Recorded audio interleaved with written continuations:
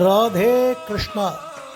தென்னாங்கூர் க்ஷேத்திரம் 28வது வருஷ கோகுல அஷ்டமி திருநாள். சோமவாரம். சோமம்னாலே சந்திரன் தானே. அந்த சந்திரகுலமாகிய கண்ணனை நம்ம சேவிக்கிறோம்.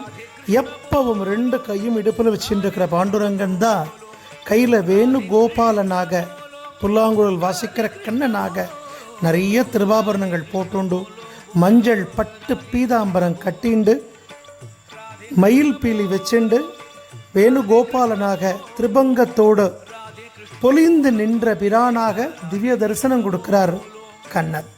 தாயார் மகாலட்சுமி அவள் இந்த வருஷம் பச்சை பட்டு கட்டிண்டு நிறைய திருவாபரணங்கள் சாத்திண்டு ராதாராணியாக திவ்ய தரிசனம் கொடுக்கிறார்.